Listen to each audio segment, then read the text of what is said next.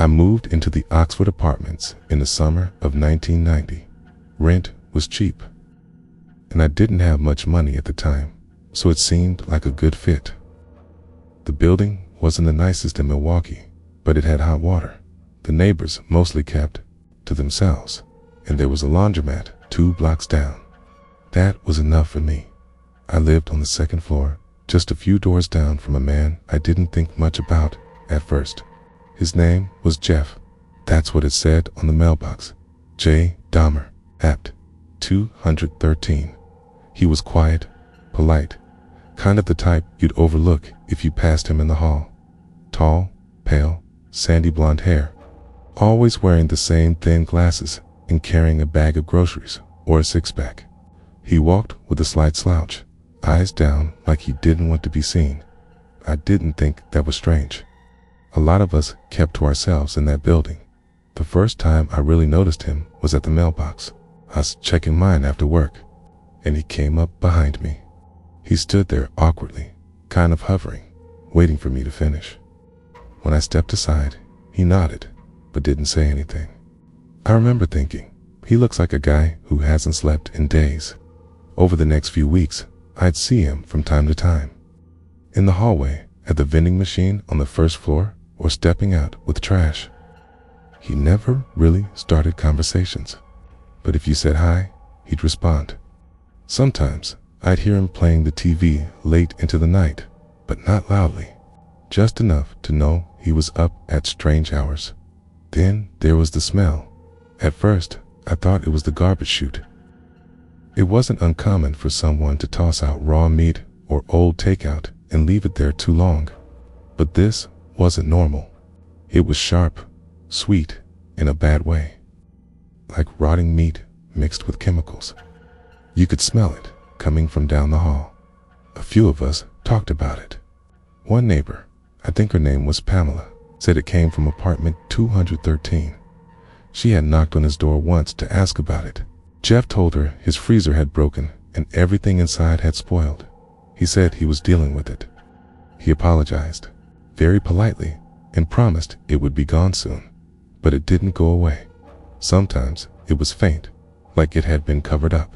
Other times it was so strong I'd cover my nose with my shirt just to walk by. I wasn't the only one. The landlord came by a couple of times. I saw him standing outside Jeff's door, holding his nose and knocking. But again, Jeff had excuses. He was always calm, always polite. Said he had a fish tank and some of the fish died, or that he'd been cooking meat that went bad. The thing is, when someone says sorry enough times and they say it with a straight face, you start to believe them, or at least you stop asking. That smell would become something we all lived with. We didn't like it, but we didn't know what else to do. Complaints were filed, but nothing came of them. The building wasn't in the best part of town. Police didn't exactly rush out for weird smells. Looking back now, makes me sick to think about. There was a day I'll never forget. Late August, around midnight. I'd just gotten home from a late shift, and I was unlocking my door when I heard something coming from Jeff's apartment. It was this strange, rhythmic sound, like hammering. Not loud, just steady. One beat every few seconds. Thunk, thunk, thunk. I paused, held my breath, tried to listen. Then it stopped. A few seconds later, I heard the shower turn on. Then, nothing.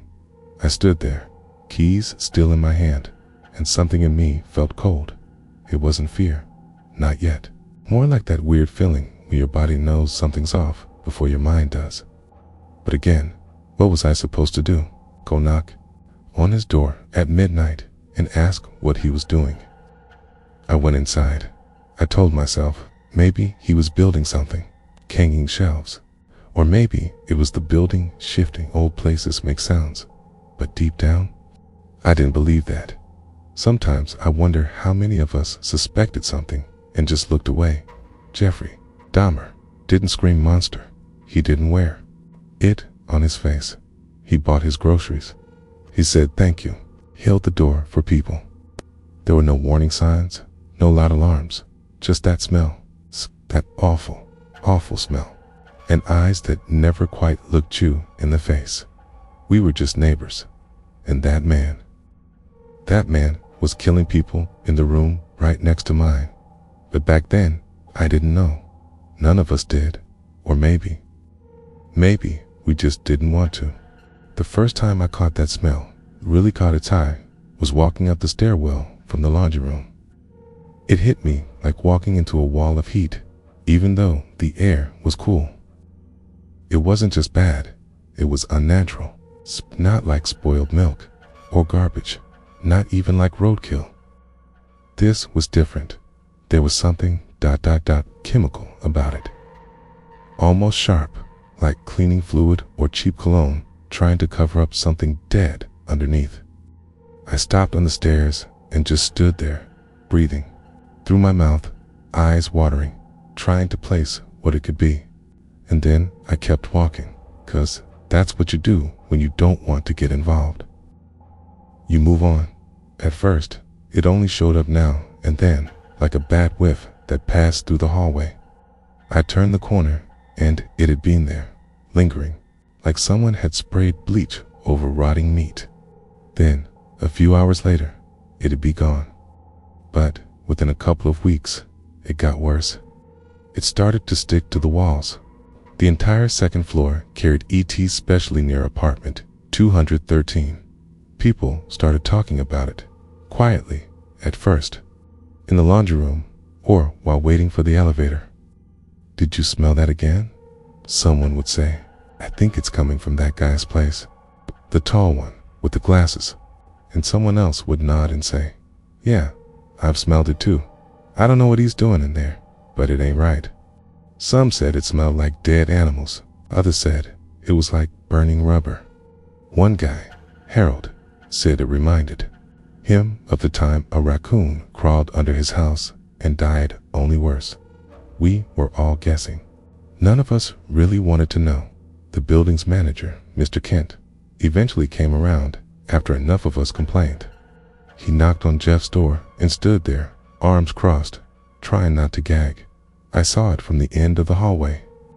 Jeff opened the door in his usual soft-spoken way, standing there in a tank top and sweatpants like nothing was wrong, calm, polite, that same deadpan expression he always had. They talked for maybe a minute. Then Mr. Kent walked off, muttering something under his breath. Later, he told me Jeff said his refrigerator had broken and the meat inside had spoiled. He'd thrown everything out and was going to clean the place with disinfectant. "That kid's weird," Kent told me, "but I don't think he's dangerous. Just messy." Messy. That was the word people kept using, like it was a normal thing for your hallway to smell like a morgue. A few days after that, ran into Jeff by the vending machines. I was grabbing a soda, and he came downstairs carrying a trash bag and one of those cheap air freshener sticks you plug into the wall. He nodded at me. Double quotes. "Hey," he said. "Hey." I sat back, pretending not to notice the smell coming off him. It was subtle, but it was there. A chemical tint clinging to his shirt. He put the air freshener in the wall outlet by the stairwell and gave me a tired little smile. "Hope this helps," he said. "Sorry about the smell. I had some fish die. Been trying to clean the tank." I nodded and said, "No problem, cuz what else do you say?" I watched him walk back upstairs, and I remember thinking he didn't walk like someone with a fish tank. His hands were steady, his movements calm, but there was something off in the way he carried himself. Like someone wearing a skin suit that didn't quite fit. That air freshener didn't help. If anything, it made things worse. The smell would, mixed with its sweet chemicals layered over decay. Every time I walked past his door, it was there. A thick, cloying scent that settled in your nose and stayed there. Even after you left, at night, I started to have headaches. Some of the other neighbors complained of nausea. A few moved out, but most of us stayed. Rent was cheap and moving took money we didn't have. We told ourselves it was probably just bad plumbing, maybe old meat in the trash chute, maybe someone had spilled bleach. There were always excuses, but I think we all knew. I remember one night, maybe late September, when I was coming home around midnight. I'd just gotten off a long shift and wanted nothing more than to shower and sleep. The hallway was quiet, but as soon as I stepped off the stairs onto the second floor, that smell hit me harder than ever. It felt thick in my throat. I covered my mouth and nose with my shirt and moved fast toward my door. Then I heard a dot from behind 213, a dripping sound, like water or something heavier, followed by the soft scrape of something metal dragging across the floor. Then silence. I froze outside my door, my key halfway in the lock. I wanted to knock. I wanted to say something, but I didn't. I went inside, locked the door behind me, and stayed quiet. The next morning, the smell was still there, so strong that my breakfast tasted like it. I threw out my cereal and opened every window in my unit, even though it was cold. And when I left for work, I passed Jeff in the hallway. He was walking out with a duffel bag in one hand and a trash bag in the other. He smiled at me. "Morning," said it back. But I didn't smile. Something inside me had shifted. I didn't know what he was doing in there, but it wasn't right. The sounds, the smell, the strange chemicals, the air fresheners, the lies about fish tanks and meat, all of it added up to something I couldn't ignore anymore. I started keeping notes. I wrote down when the smell was strongest, when I heard noises, when I saw him carrying bags late at night. It felt stupid at first, like I was overreacting, but something told me I wasn't. Later, I would find out that smell was death. He had a ritual, they said. He'd kill them, pose them, photograph them, then cut them apart. Sometimes he kept pieces. Sometimes he boiled them. Sometimes he dissolved them in acid, and all that time, he just thought he had a broken fridge. I remember how the other neighbors acted back then. Some wanted to mind their business. Others whispered about calling the cops. A few did, but when the police came, they always left within minutes. Jeff would flash them a smile, show them a clean kitchen, maybe tell a story about spoiled meat, and that would be it. Case closed. One time, a neighbor told an officer, "You really need to search that apartment. Something's not right." The cop shrugged and said, "Not our business what a man does in his own home." That's what sticks with me the most, that so many people knew something was wrong, but no one really listened. Not the landlord, not the police, not even us, the neighbors. We smelled death. We heard it in the walls, and we told ourselves it wasn't our problem. Looking back, wonder if I should have knocked harder, should have called more often, should have screamed. But who would have believed me? A guy in a bad building saying his neighbor smelled funny. When you're poor, and when the people around you are mostly black or brown, or queer, or just forgotten by the system, your voice doesn't carry very far. That's the truth, and Jeffrey Dahmer knew that. He knew no one would come looking for the boys he brought home. He knew the cops wouldn't dig too deep. He knew the neighbors would stay quiet. And so he kept killing, right there in that apartment, behind that door, while we lit candles and sprayed air freshener and told each other it was probably just something rotten in the walls. We didn't want to believe what we were smelling, but that smell, that was the truth. It just took us too long to see it. It started with tapping, not loud, not aggressive, just soft, measured taps, like someone gently hammering nails into drywall in the dead of night. I remember the first time I heard it. I had just laid down for bed after a long shift, one of those nights where your body hurts all over and your eyes sting from being open too long. I turned off the TV and closed my eyes, and that's when I heard it. Tap, tap, tap. I opened my eyes and stared at the ceiling. The sound was coming from the wall that connected my apartment to his. Apartment 213.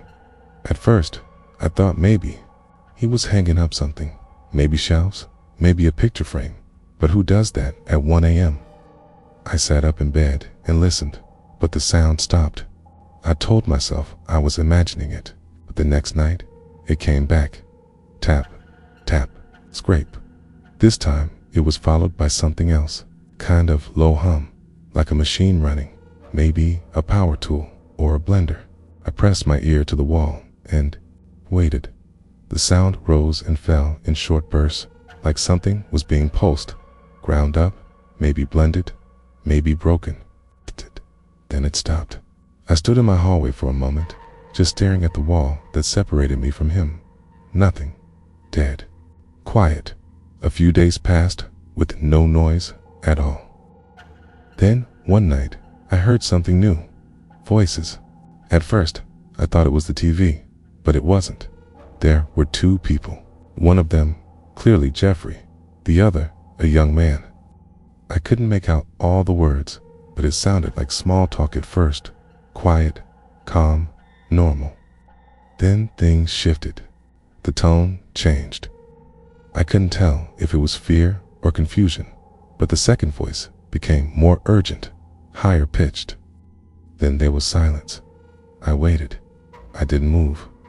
My heart was pounding in my chest, and I didn't know why. Something felt wrong. I kept listening. Then came the thud. Not loud, not violent, but heavy. It's like someone dropped a body onto the floor. And then that humming sound again. Mechanical, buzzing, distant. I told myself I didn't hear what I thought I heard. I turned up the volume on my TV and tried to fall asleep. But sleep didn't come easy after that.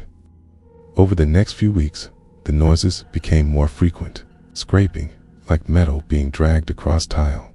Thuds, like furniture being moved or something being dropped. Once, I heard what sounded like water sloshing, followed by a splash, and then silence.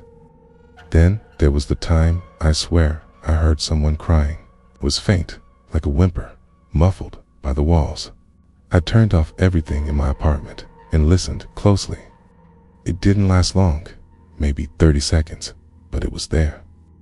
The sound of someone in pain.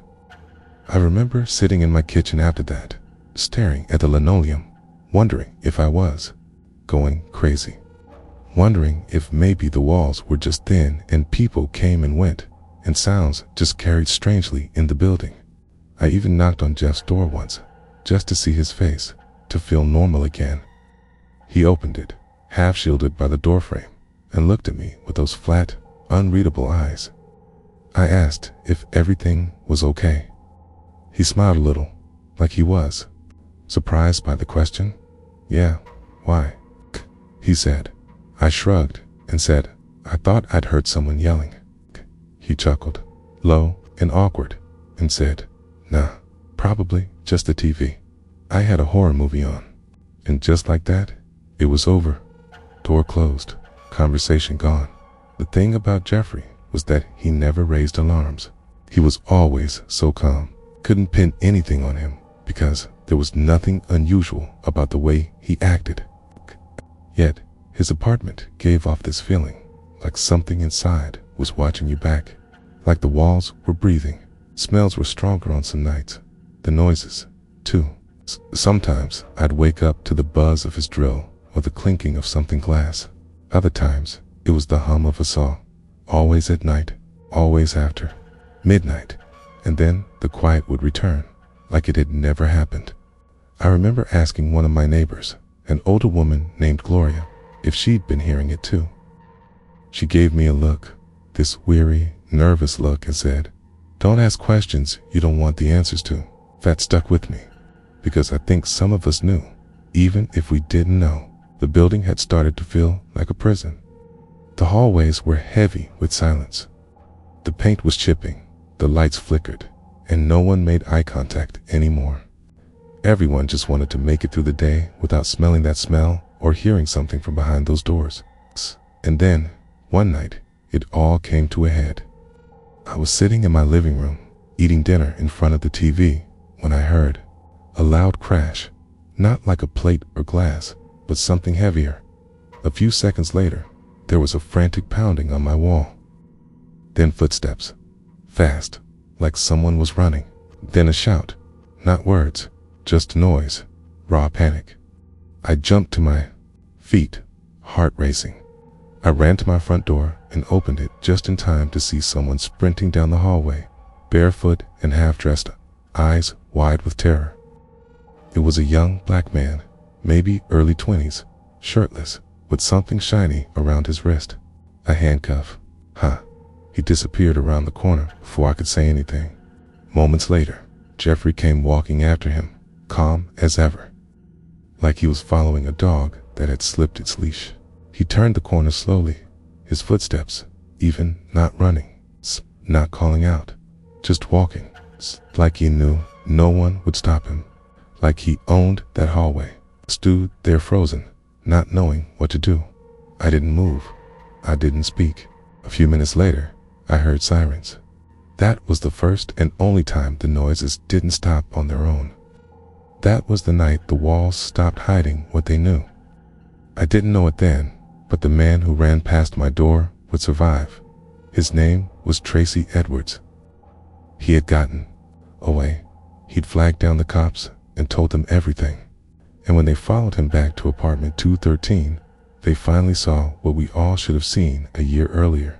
The photos, the bones, the freezer, the barrel, the heads. That night, everything changed. But before that, before anyone believed, the cries for help, before the police listened, there were just the noises, the scraping, the thudding, the crying, the mechanical hum, the lies about movies and fish tanks and broken fridges. The rest of us, sitting in the dark, telling ourselves it was just our imagination, that it was nothing. Now people like him don't live next door. But he did.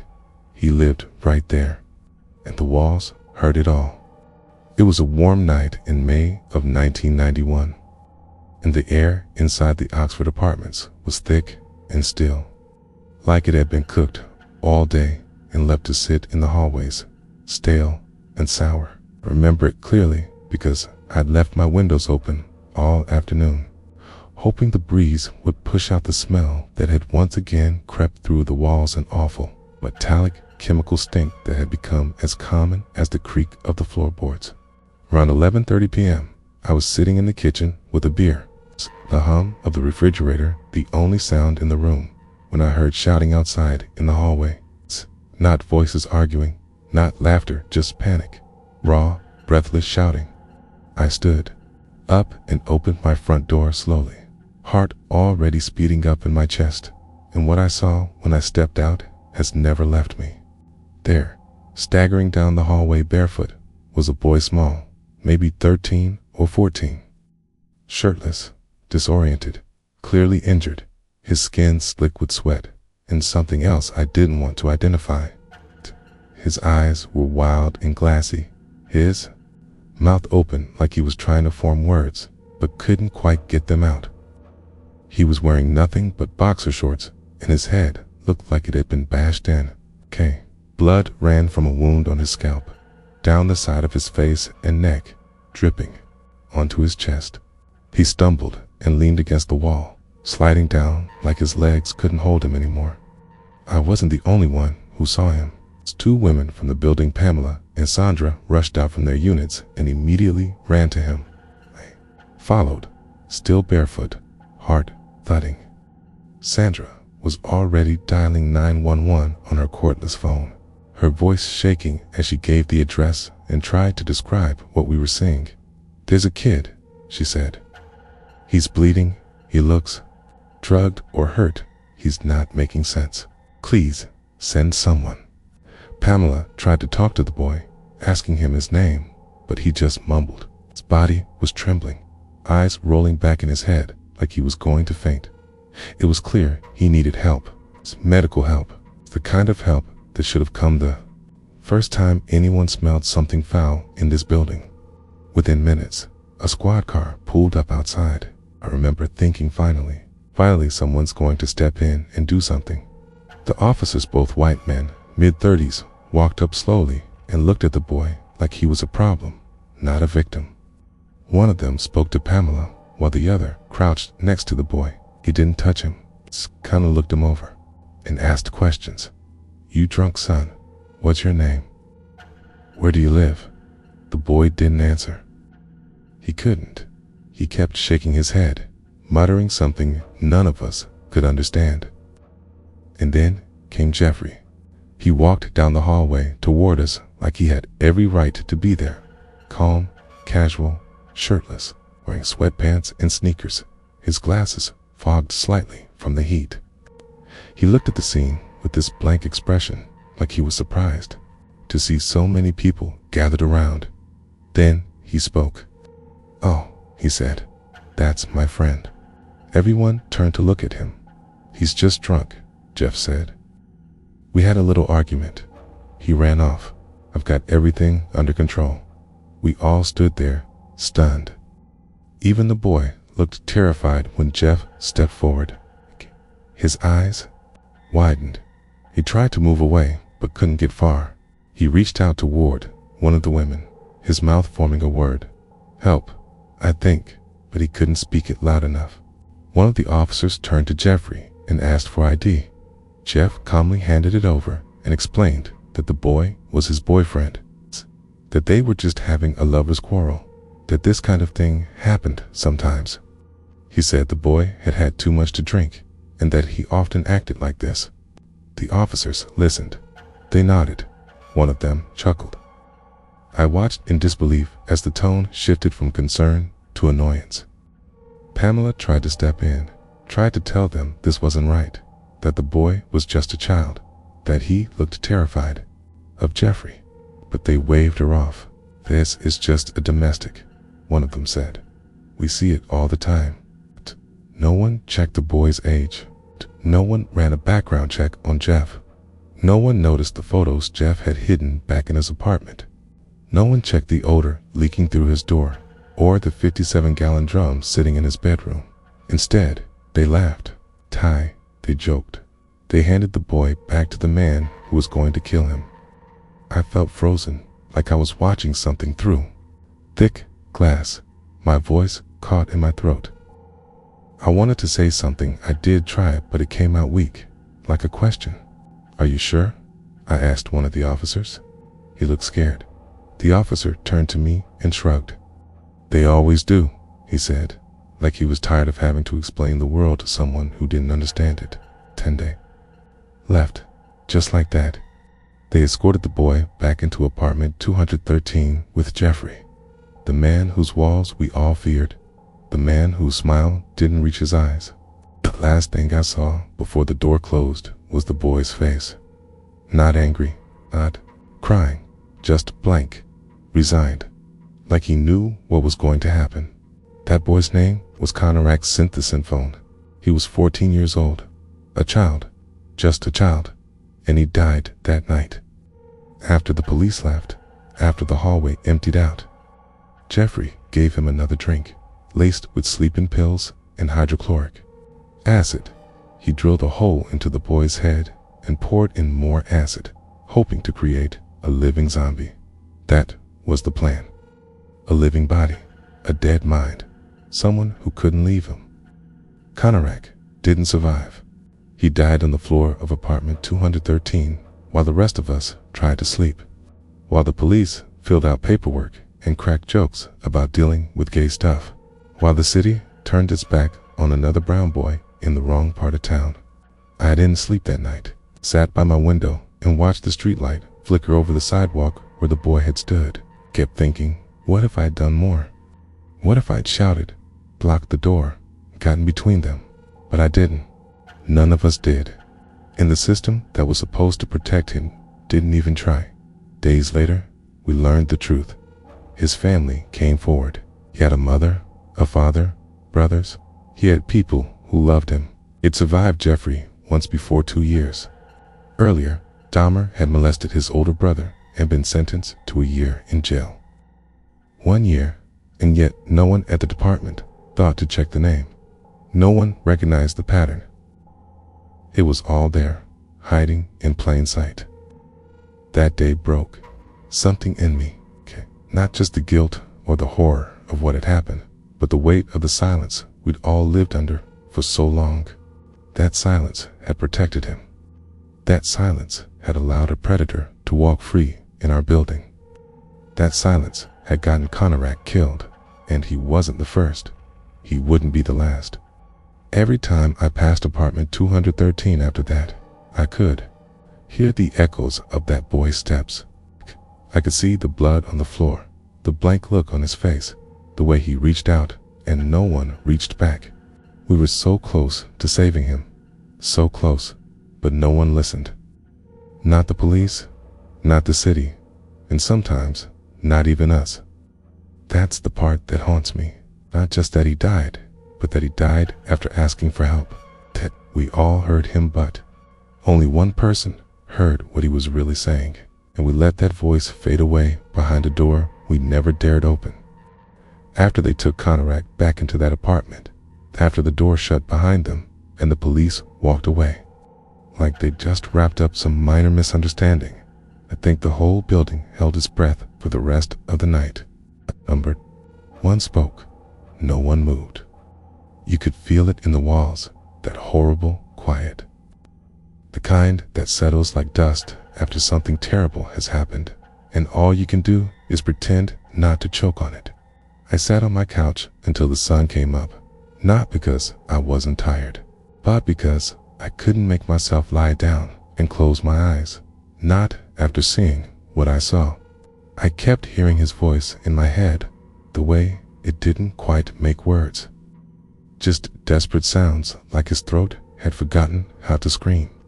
I replayed the officer's face in my mind, the way he looked at me like I was the one wasting his time when I asked if he was sure about letting Jeffrey take the boy back. And the way Jeffrey had smiled, not wide, not smugged, just flat, like this was all normal to him, like bringing a bleeding, terrified child back inside his apartment was just part of a routine. That kind of calm stays with you. The calm of someone who knows the system will protect him, not question him, okay? And sure enough, the next day, everything was back to business as usual. The police never came back. No one followed up. There was nothing on the news. The hallway was quiet again, except for the faint, sour smell that drifted from under Jeffrey's door. Smell that somehow seemed heavier now, like it had soaked into the walls. And we all went on living there, as if nothing had happened, because that's what you do when no one in authority takes something seriously. You doubt yourself. You pull back. You tell yourself you misunderstood, overreacted, imagined things. Because if the people with the badges and guns walk away, what power do you really have? That feeling, that deep, gut-twisting helplessness started to harden into something else, something colder. I'd always believed, maybe naively, that if something really bad happened, the cops would come.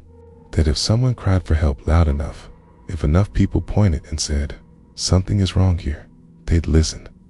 But now I knew the truth. They don't listen to people like us.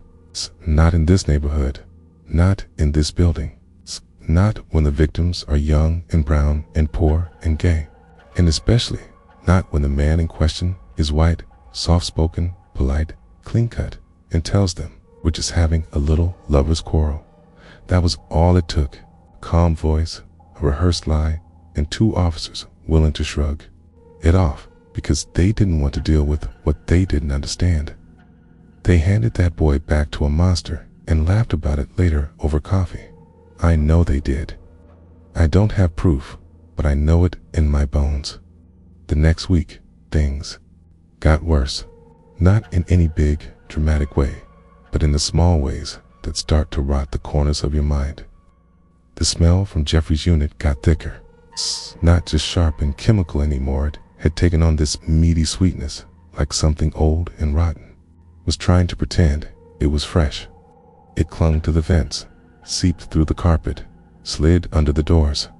Even when I sprayed air freshener, lit candles, opened windows, said stayed. I started having dreams, not nightmares in the traditional sense, but vivid, unsettling dreams where I'd be walking through the building and the walls would pulse like living things. And I'd open a door to find a freezer full of eyes, or walk into my bathroom and see a young boy's reflection in the mirror instead of my own. I'd wake up with my heart racing and my throat dry, convinced I'd heard someone whispering from inside the vents. And always, the smell was there, like it had followed me from sleep. I wasn't the only one losing sleep. I'd seen my neighbors in the stairwell, in the laundry room, outside by the trash bins. All of us looking tired, jittery, sunken in the face. We stopped talking about it. At some point, it became this unspoken rule. Don't bring up 213. Don't mention the noises, the smell, the boy. Pretend everything's fine, because pretending is safer than the truth. One afternoon, I caught Pamela sitting on the front steps, smoking a cigarette, even though she didn't smoke. She looked up at me with red-rimmed eyes and said, "They let him take that kid back in. He was bleeding, and they just let him." She didn't say who. She didn't need to. I sat down next to her, and we didn't say anything for a long time. Just sat there while the city moved around us, pretending everything was okay. Days turned into weeks. More noises, more strange visitors to 213 young men, mostly. Sometimes I'd pass them in the hallway. Sometimes I'd hear them laughing behind the door. Sometimes I'd never see them again. I started writing things down, times, smells, sounds, faces. I didn't know what I was building exactly, some kind of record, maybe some kind of shield against the growing madness that was creeping in around me. I even called the non-emergency police line once, anonymously, said I thought something suspicious was going on in apartment 213. The dispatcher sounded bored. She asked if I had evidence of a crime. I said no. She said to call back if I saw anything illegal. Then she hung up. That was the end of that. The message was clear. Unless there's blood in the hallway or a body on the floor, we don't care. Maybe not even then. I felt abandoned. Not just by the system, but by the whole idea of safety, of order. I started keeping a hammer under my bed, a knife in the kitchen drawer that I'd leave out overnight, just in case. In case of what? I didn't know. But it felt better than nothing. The worst part was knowing it didn't have to be this way. Conorak could have been saved. Just one officer had asked the right question, looked a little closer, checked the name. If they'd run a background check, they would have seen Dahmer's prior arrest for molesting Conorak's own older brother. That's what made it even more horrifying, more enraging. He had a record. He was known. He'd already been caught. Hurting boy's hand. They still handed Conorak back to him. That's not just negligence. That's something deeper. A rot in the bones of the system. I read the report weeks later when the truth came out. The officer had noted that the situation appeared to be a domestic dispute between homosexuals, and that no further action was required. That was all it took to make a bleeding, dazed, underage boy disappear. Just a sentence. Just a few lazy words scribbled on a clipboard by a man who didn't want to deal with something that made him uncomfortable. I started seeing Jeffrey differently after that. Before, he'd just been creepy, unsettling. Now, he was death-wrapped in a friendly face. I couldn't understand how no one had stopped him, not the landlords, not the cops, not the system. But I started to realize the answer was simple. They didn't care. They didn't care about us. Not about the neighbors. Not about the victims. Not about the warnings or the signs or the bodies. Not until it was too late. And even then, they wouldn't care for the right reasons. They'd care because they had to, 'cause it made the news, 'cause someone finally survived long enough to speak, 'cause the pictures he took, those awful pictures, forced them to admit that yes, something evil had been happening right under their noses. But until that day came, we were left to live with the horror of knowing the police had come to our building, spoken to the killer, seen the victim and walked away laughing. I don't think I ever looked at a badge the same way again after that. How could I? How could any of us? They broke something that night. Something that doesn't come back. Not with apologies. Not with press conferences. Not with we didn't know. It's because we did know, and so did they. The worst part about living so close to death is how ordinary everything starts to feel. At first, it's horror, okay? Then it's confusion. Then it's silence. Then it's routine, okay? That's what happened to us in the Oxford apartments. Apartment 213 stopped being a curiosity or a warning sign or even a talking point. It became background noise, a smell in the hall, a noise through the wall, a flickering light. And every time I passed his door, I felt like I was walking past a locked vault that pulsed with something dark, something not meant to be contained. People always talk about evil like it wears a face, or speaks in tongues, or gives itself away, with wild eyes and snarling mouths. But Jeffrey Dahmer, he wore khakis, he wore glasses, he carried groceries. He nodded politely. That's how he got away with it. Not by hiding in the shadows, but by living in them like he belonged there. And that freezer, I never saw it. Not in real life, but I swear to you, I could feel it through the wall. Humming in the silence, whispering behind the drywall like a second heartbeat. After Conarac disappeared, the building changed. People moved out. Not in droves, but slowly. One by one, like they couldn't take it anymore. One day, you'd hear footsteps overhead. The next day, silence. One day, you'd see someone taking out their trash. The next day, the window was covered in newspaper and tape. We stopped learning names. We stopped making friends. It was just safer that way. The walls grew heavier with every passing week. Every sound from 213 made us flinch. Was it a chair scraping or someone being dragged? Was that a dropped glass or a skull hitting tile? I stopped asking. I started watching. I wrote everything down, what time the noises started, who came in, who never came out. The sounds of drills, the chemical smells, the awful, wet thuds. I felt like a journalist of the damned, a court stenographer for hell, but no one wanted to hear it. The cops didn't care. The building manager shrugged. He pays rent on time, she told me once. Doesn't cause trouble. I wanted to scream. I wanted to grab her by the shoulders and say, he is the trouble. He's killing people. There's a body in that room, probably more, but I didn't, because I was tired, because I was scared, because by then I understood that truth meant nothing without power, and I had none. Still, the obsession grew. Found myself lingering outside his door longer each day, listening to the faint buzz of the refrigerator, the strange, hollow echo of a laugh behind it, like the walls were trying to mimic life. I imagined what was inside that freezer. A head, multiple heads, pieces, limbs stacked like meat. I imagined a young man's face staring up through the frost, eyes wide and glassy, lips blue with death, still holding the shape of his final scream. I imagined Dahmer standing over it, camera in hand, breathing slowly through his mouth as he snapped pictures to remember it by. Pictures that weren't just souvenirs, but trophies, control, memory, evidence of what he could do, what he had done, what no one could stop him from doing. It made me sick. It made me sweat in my sheets at night. It made me dream of bones in microwaves and hearts beating in Ziploc bags and freezers that opened by themselves. But more than anything, it made me angry.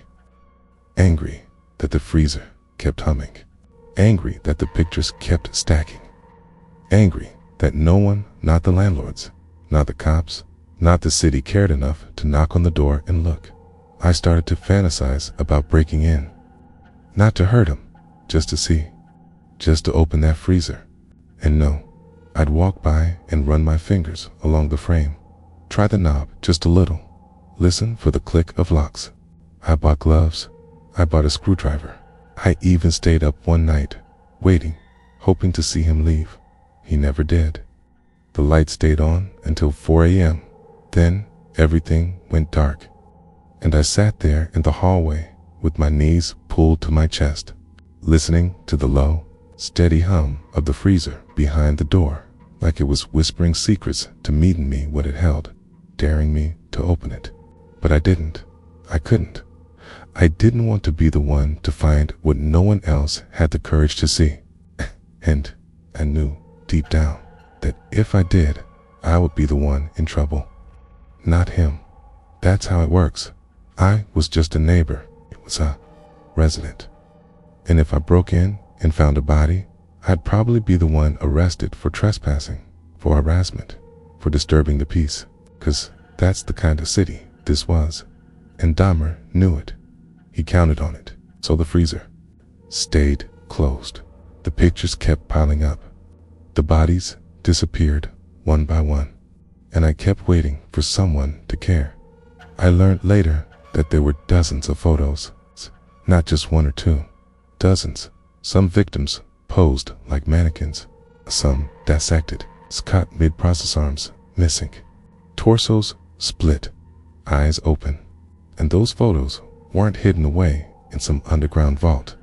They were right there in his drawer, labeled, stacked, cataloged, like a serial killer's yearbook. And all that time, the police had walked past it. Not once, twice, they walked into his apartment. I saw the smell, the stains, the tools, the barrel of acid in the corner. And they said, everything looks fine. I think that's what haunts me most. Not the deaths, not the pictures, not even the freezer, but the fact that evil wore an apron and opened the door with a smile, and the people meant to protect us walked away, over and over again. Ataya, I asked myself every day, how many more were in there? How many more had I heard scream? How many voices had passed through my walls, crying for help, while I turned up the TV and told myself it was nothing? I didn't have answers, but I knew the freezer had them. One day soon, someone was going to open it, okay? And when they did, everything would change, but not the way people thought. It wouldn't be justice. It wouldn't be closure. It would be horror. It would be revelation. And it would be too late for everyone who mattered, because by then, the damage was done. The pictures were taken. The flesh was gone. The police had laughed. The neighbors had begged, and no one listened. Not until the cold air of that freezer spilled out and made the world finally see what we'd been living next to all along. Sometimes I wonder if the walls remember the plaster and pipes and beams inside that cursed building, soaked up. What happened and held on to it like old bones, refusing to let go of the rot.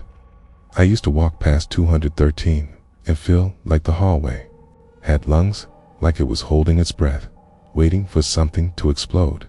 And it did, just not fast enough. The Oxford apartments didn't die in one night. It died slowly, like a sickness spreading room to room, unit to unit, seeping under doors and through vents and behind light switches. I could feel it in the way the walls creaked, in the way the elevator groaned louder than it used to, in how the air always tasted like pennies. There were days when I'd wake up and the whole place felt wrong. Not haunted, exactly, but infected. Like the building itself had caught what was inside Jeffrey. Like it had learned to crave pain. I stopped opening my windows. I stopped answering knocks. I stopped inviting anyone over. The people who still lived there knew the truth, even if we never said it out loud. Passed each other on the stairs and kept our heads down. We didn't ask questions, didn't offer smiles. We came like the walls, quiet, watching, useless. And every night I'd hear something from 213. A thump, a buzz, a low, drawn-out scrape. Sometimes it sounded like furniture. Sometimes it sounded like something else. Once I heard music, faint, strange, almost like a lullaby. It disturbed me more than anything. Not because of the music itself, but because it sounded happy. Okay, like Jeffrey had put it on while doing something unthinkable. Like he had a soundtrack for murder. But the walls, oh, the walls knew. I'd press my ear against mine and feel heat, not from the radiator, from him, from his breath, his body, his rituals. I imagined him standing inches from me on the other side, separated only by drywall and paint. I wondered if he ever heard me too, if he knew I was there, listening, cataloging, trying to make sense of it all. Maybe he did. Maybe that's why. He started leaving the window cracks sometimes, so the smell would reach me, so the flies would crawl under my door, so I'd be reminded that I was part of it now, a witness, a bystander, complicit in silence. I remember one night in particular, summer, hot, sticky, loud with city noise. I was sweating in bed, unable to sleep. Something clanged against the pipes, then a pause, then another clang, rhythmic, almost deliberate. I sat up and counted. 1, 2, 3, pause, 4, 5. It went on for nearly 30 minutes. Then nothing, then footsteps. Then the refrigerator hum kicked in again, louder than before, like it was working overtime. I got up, crossed the room, pressed my palm against the wall. It was cold, freezing, like touching a grave. I think I cried a little that night, not out of fear, out of frustration, tired of knowing that even if I called the police again, they'd do nothing. They'd already been inside once, twice. They saw the acid drum. They smelled the death. They looked into Jeffrey's eyes and saw nothing, and they walked away. That's when I stopped calling. That's when I stopped trying. Okay, that's when I realized we were on our own. The building had become a closed system, a terrarium for suffering. We fed it every day with our fear, our silence, our unwillingness to break the chain. I started marking the walls in my own apartment with little dots, one for every noise, one for every night I heard something from 213. After a month, the paint was spotted like it had measles. After 2 months, the dots formed shapes, faces. One night, I stared at them and saw a pair of eyes staring back. That's when I stopped marking. I couldn't handle the idea that the walls were not just remembering. They were speaking, telling me what they'd seen, whispering what I already knew but couldn't say out loud, that we were living inside a stomach, okay? And Jeffrey was feeding it, and we were letting him. And the pictures, God, the pictures, I didn't know they existed yet, not officially. I felt them. I felt them. I had dreams of flashes going off, of bodies posing stiffly, of eyes rolled back, but mouths smiling. I had dreams of him framing the shots like a proud artist, like a collector, arranging limbs like flowers, polishing bones with a towel, choosing angles like he was painting. And always, in those dreams, the walls were there, watching, refracting light, bleeding sound. In one nightmare, I was the wall. I could see through cracks in the drywall. I watched everything. I watched him kill. I watched him cut. I watched him photograph. But I couldn't scream. I couldn't stop it. I could only record. That's what the building had done. It had recorded every scream, every death, every frame of his sick portfolio. And now it was showing me. I stopped sleeping for more than an hour at a time. I kept the TV on all night just to drown out the whispers I thought I could hear in the silence. The whispers of the dead, maybe. Or maybe just my own conscience. There was a woman down the hall who stopped speaking altogether. She just stood outside smoking, staring at the parking lot, lips pressed tight, never blinking. Another tenant started dragging a baseball bat everywhere, even into the laundry room. One guy moved out and left everything behind.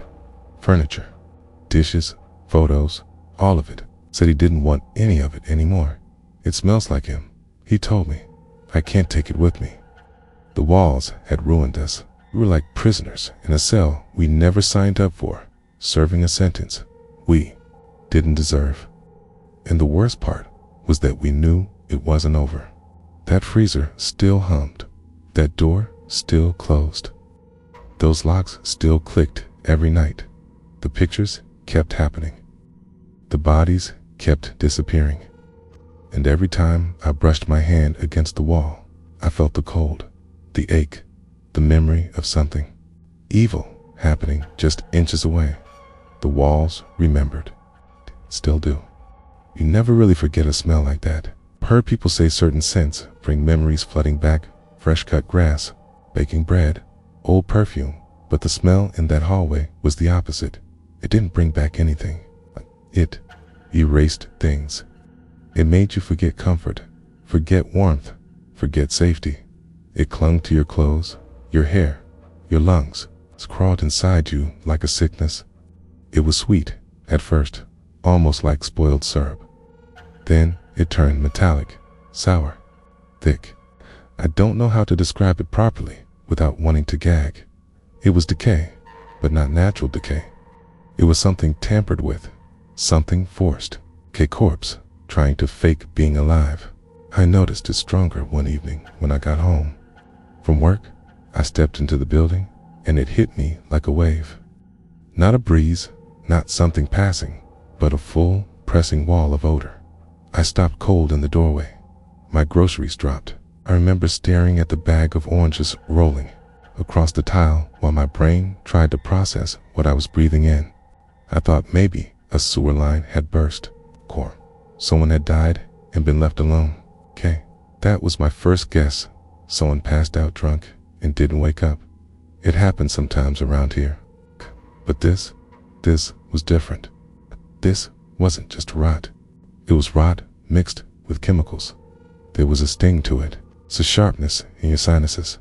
It burned slightly, the way ammonia does if you sniff it too hard, the way bleach does if you're cleaning in a closed room. And there was a low buzz in the air, too like the sound of flies, but denser, more aggressive. I didn't know then that those were death flies, drawn to decomposition like magnets. All I knew was that it was coming from the second floor, from his apartment, 213. I climbed the stairs slowly, as if the stink would lessen if I moved cautiously, but it only got worse. Halfway up, I had to stop and breathe through my shirt. I wasn't the only one. Mrs. Watkins, who lived on the third floor, stood frozen at the landing. Her eyes were red. Not from crying, though she did plenty of that later, but from the sheer force of the odor.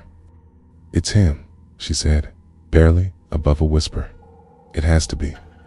I wanted to say something comforting, something that would downplay the situation, but I couldn't lie, not anymore. We'd all been lying to ourselves for too long, pretending we were paranoid, pretending it wasn't our problem, pretending the banging and the sawing and the yelling behind his door were explainable. But the smell made it real. The smell was truth. I went to my apartment and sat in the dark for a long time, just listening. I didn't even take off my shoes. I waited. Around midnight, I heard him dragging something heavy across the floor.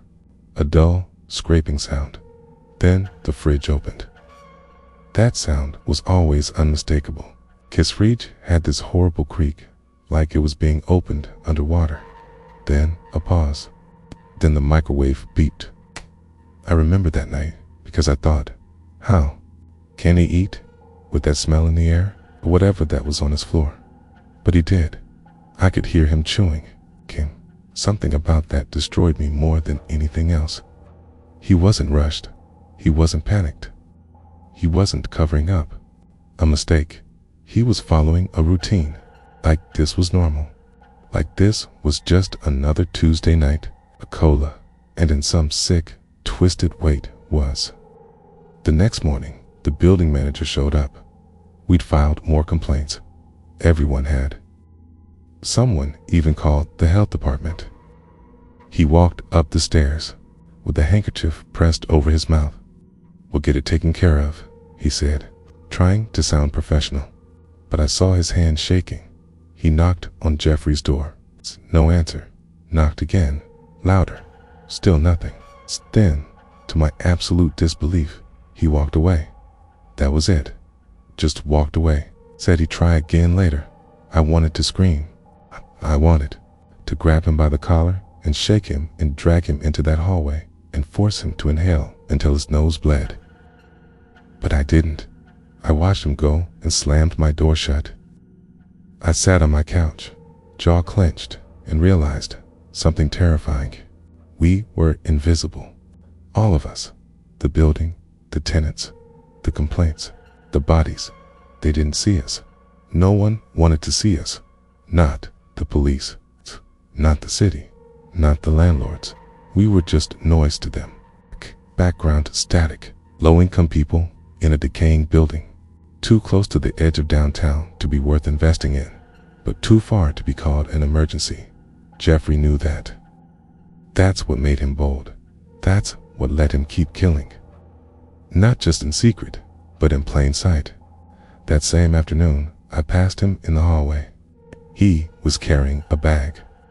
A thick, black garbage bag, double-wrapped and dripping. The smell was overwhelming. He smiled at me, taking out some meat, he said. I stared at him, frozen, nodding, like a puppet. I still hate myself for that, for not grabbing him, for not running, for not shouting until someone listened. But what would I have said? He's carrying body parts. Who would have believed me? People had already tried. The smell alone should have been enough. And yet nothing happened. No arrest, no search, warrant, no raid. Just more silence, more chemicals, more rot, more photos taken in the dark. Yes, I knew about the pictures by then. At least, I had heard whispers. Jeffrey had bragged to someone about them. Maybe they'd seen them accidentally. I don't remember the exact story, but it got around quietly, like gossip about a haunted house. He takes pictures, someone said one day in the laundry room. After, they added, with a gulp. After what? I asked. They just stared at me. You know what? Went home that night and locked every window. I kept seeing flashes in my dreams. Not lightning, not headlights. Camera flashes, bright bursts of white in a room filled with death, and the bodies posed, arranged. I imagined him cleaning the floor just right, adjusting limbs, wiping sweat from his brow like a wedding photographer, trying different angles, changing outfits, setting props. It's like a set designer for a horror movie, except it wasn't a movie. It was right next door. And no one was yelling cut. It wasn't until much later that I saw the real pictures. Not all of them, just one, grainy black and white copy that someone had printed out. Showed a man lying flat, arms out, eyes open but empty. His chest was open, cut, clean, ribs exposed like the frame of a shipwreck. But he looked peaceful, like a mannequin in a museum exhibit. That's what chilled me most. The calm, the stillness, the control. I imagined Jeffrey behind the camera, smiling to himself, whispering praise to the dead. Beautiful, maybe, or perfect. That smell kept getting worse. Eventually, it leaked out the windows. The whole block noticed. Someone finally called the police again. This time, they showed up. But not for a wellness check. For something else. Something about a missing boy. A teen who had been seen entering 213 and never leaving. I watched from my window as 2 officers knocked on Jeffrey's door. I held my breath. And when he opened it, I saw something I'll never forget. He smiled at them, welcomed them in, like they were dinner guests, and they went inside. That's how easy it was. That's how confident he was. The smell of rot and chemicals pouring out behind him, and they still followed him in like he was a normal man with a normal life. I sat at my window for what felt like hours. Minutes passed, then more. Then I heard yelling, then running, then sirens, Then everything went to hell. But before the world knew who he was, before the cameras arrived, before the apartment was sealed and the bodies counted, we had the smell. We lived with it. We breathed it. We let it fester. It was the warning. It was the alarm. And it was ignored. For months, maybe years, because people didn't want to believe something like that could happen in real life, because they trusted uniforms more than neighbors, because dead boys don't speak. But the air did. It screamed. And we weren't listening. I'll never forget that night, the way the air felt like it was holding its breath, the way the building seemed to tremble, not from noise, but from everything that had been hidden for too long, finally breaking loose all at once. It started with a voice, not shouting, but panicked, someone running, footsteps echoing fast down the hall, followed by the banging of fists on doors and walls. Then the sirens. I remember how they didn't sound the way they usually do, not distant or passing, but coming for us, growing louder, closer, till they were right outside, echoing through the cracked windows and bouncing off the stained bricks of the Oxford apartments like a scream, trapped in a concrete throat. I stood frozen in my kitchen, holding a mug I never drank from, my hand shaking so badly I thought I might drop it. It was the kind of night where your body knows before your mind catches up. This is it. Something's finally happened. Then the lights, red and blue, flashing through the stairwell windows, painting the walls in the colors of an emergency that had been waiting too long to be declared. I stepped into the hallway just in time to see two officers dragging someone out. Not Jeffrey, not yet. It was the boy. He looked shattered, not just scared, broken. It's like someone who had seen something they were never meant to see. His hands were still cuffed behind his back.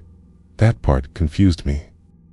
I didn't understand it then, how the system had failed, even him, in those first few moments. He was in shock, barely standing, mumbling something under his breath as they led him down the stairs. I followed without thinking, keeping to the shadows, my feet moving on their own. Outside, the squad car lights made the whole street glow. Neighbors were gathering like moths to a fire, silent, wide-eyed, trying to understand what was finally tearing through the walls we'd been too afraid to knock down. Then I saw him, Jeffrey, being led out of the building in handcuffs. His expression was blank, unreadable, not surprised, not angry, just empty, like he had run out of emotions years ago and had been operating on muscle memory ever since. And maybe he had. Maybe that was the only way he could do what he did. The officers didn't shout. T didn't shove him. It was all quiet, controlled, like arresting a shoplifter instead of a man with body parts in his fridge.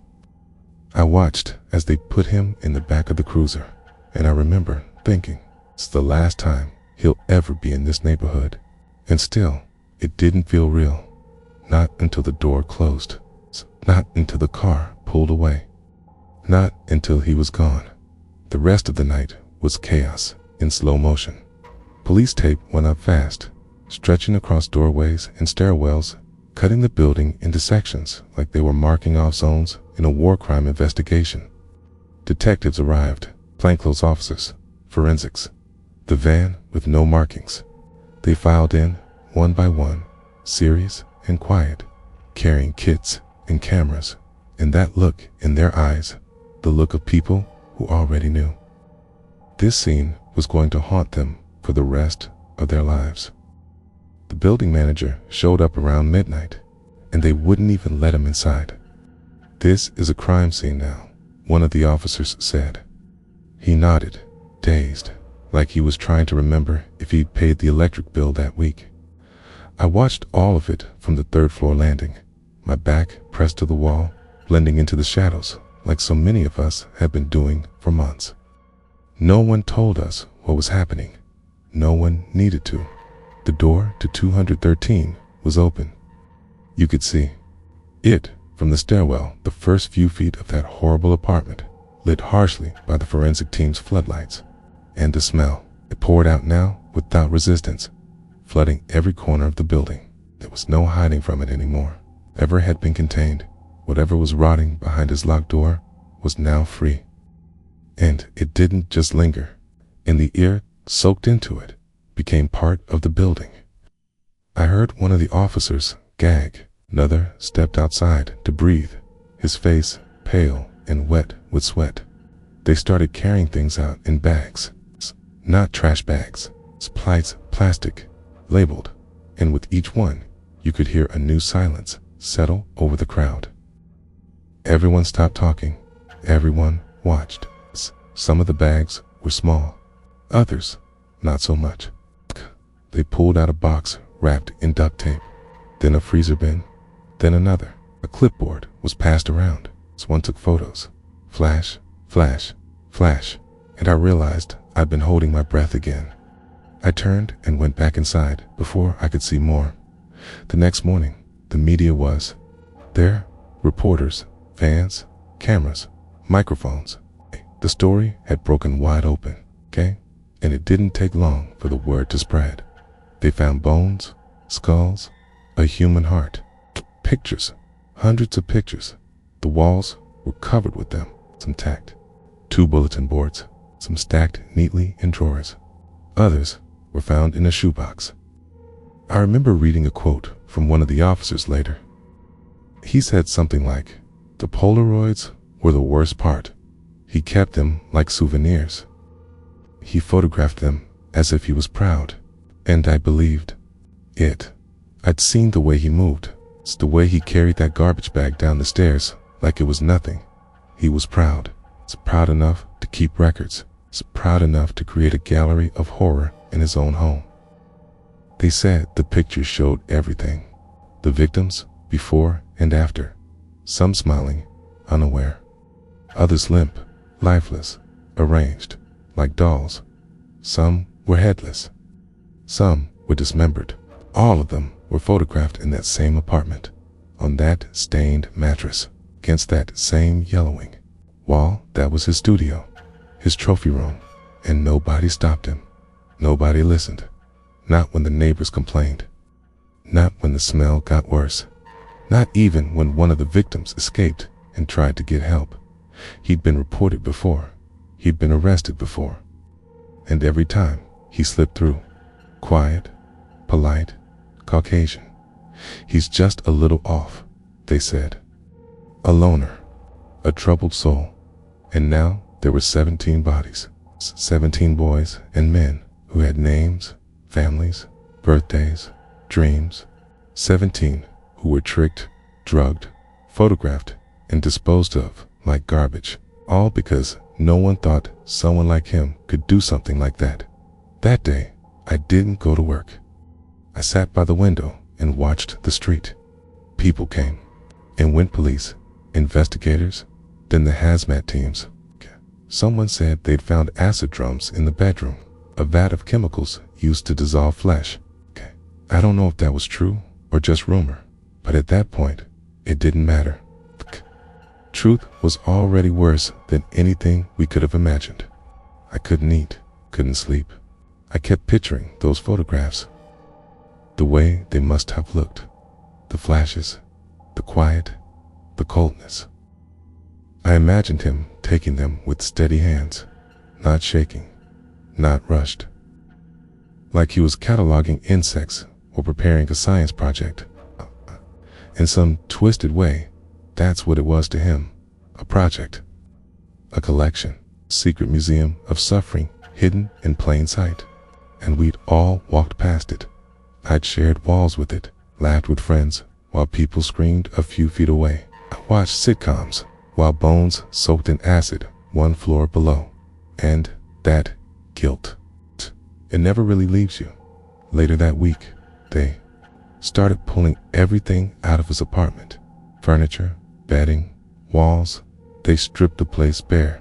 People gathered again, some taking pictures of their own, as if they needed proof that something truly awful had happened here, as if their minds couldn't accept it without physical evidence. But I didn't take any photos. I didn't need to. The images were already inside me. burned in, permanent. I still see them sometimes when I close my eyes. I see the door to 213 creaking open. I see the shadows inside. I see the red and blue lights flashing on the walls like blood and bruises.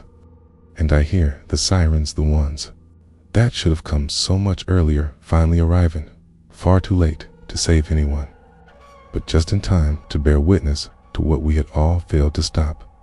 When the police finally got inside apartment 213, it was like walking into the darkest corner of a nightmare you never wanted to visit. The moment the door creaked open, the heavy smell of decay and chemicals hit them like a punch to the face. They were prepared, wearing hazmat suits and gloves, but nothing could shield them from the sheer, overwhelming stench that seemed to cling to every surface. The walls were stained with years of neglect, but now there were patches darker than others, places where flesh and blood had soaked into the paint and never come out. The carpet was sticky, saturated with fluids no one wanted to name out loud. The kitchen was a horror show of rusted tools, containers of acid and plastic, bags filled with things that should never have been there.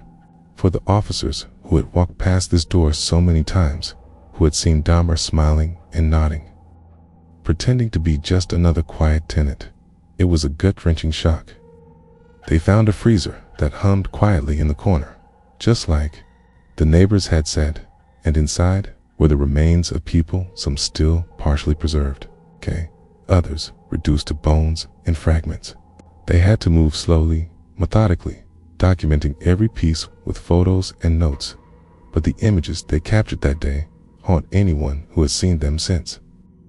The walls, the furniture, the floors, everything told a story of cruelty, of obsession, of a man who meticulously planned and executed horrors behind a veil of normalcy. And then there were the photographs, rows upon rows of Polaroids, carefully arranged, showing victims both alive and dead, their faces frozen in terror or peaceful resignation. The officers described them as a macabre gallery, an unholy museum of suffering. It was clear Dahmer kept these pictures as trophies, not just to remember, but to celebrate his crimes. What struck the investigators most was the scale and the cold precision of it all. This wasn't some chaotic killing spree. It was an operation, a sick project carried out with attention to detail and a chilling lack of empathy. The discovery shook the police department, who had been criticized for not acting sooner despite multiple warnings from neighbors. Interviews with officers who had previously visited Dahmer's apartment revealed a disturbing pattern of disbelief and dismissal, often chalked up to racial bias and stereotyping, since many victims were men of color. It was a failure on multiple levels: law enforcement, social services, and community awareness that allowed Dahmer to continue his atrocities for years. As the news spread, the public was horrified, but many couldn't wrap their heads around how a man like Dahmer could hide such darkness in plain sight. Families of victims were left shattered, searching for answers amidst the nightmare. Our survivors struggled to piece their lives back together. And through it all, the apartment remained a symbol, a cold, silent witness to unspeakable evil, sealed off and preserved as a grim reminder of what happens when warning signs go unheeded. I remember standing outside, watching the police tape flutter in the wind, the flashing cameras, the crowds gathered to catch a glimpse of history's darkest chapter in that unassuming building. The walls that had held so many secrets were finally speaking, but at a cost none of us would ever forget. The moment the news broke, it was like a tidal wave crashing through our quiet little world. Every channel, every newspaper, every radio station was filled with the horrific details of what had been uncovered inside apartment 213. I remember turning on the TV that morning and feeling like my chest was being crushed. There were photos showing grainy, terrible images of the victims, some alive and smiling, others cold and lifeless, posed in ways that made your stomach turn. The reporters talked about the freezer, the acid vats, the Polaroids, but the thing that stuck with me most was the way they said Dahmer had lived among us, in plain sight, while committing these unthinkable acts. The media descended on the neighborhood like vultures. Cameras were set up on every corner. Reporters knocked on doors, trying to get interviews from anyone who would talk. I remember the faces of the neighbors, some numb, some angry, some in tears. We were all grappling with the truth that had been so long denied. The man next door was a monster, and the signs had been there all along. Public outrage grew fast. People demanded answers. How could the police have ignored so many complaints? Why had no one acted when the smell was reported? Why had Jeffrey Dahmer been able to slip through the cracks time and time again? Town hall meetings were held, and city officials were grilled on live television, forced to confront the failures that allowed a serial killer to operate unchecked. Some people called for justice, others for reform, but most of us just wanted to scream into the void. The victims' families were thrust into the spotlight overnight. Mothers, fathers, brothers, sisters, all mourning, all shattered, all desperately searching for closure that might never come. I remember seeing one mother break down on camera, her voice barely a whisper, as she asked why no one had saved her son. It was a question none of us could answer, and it echoed in my mind for months afterward.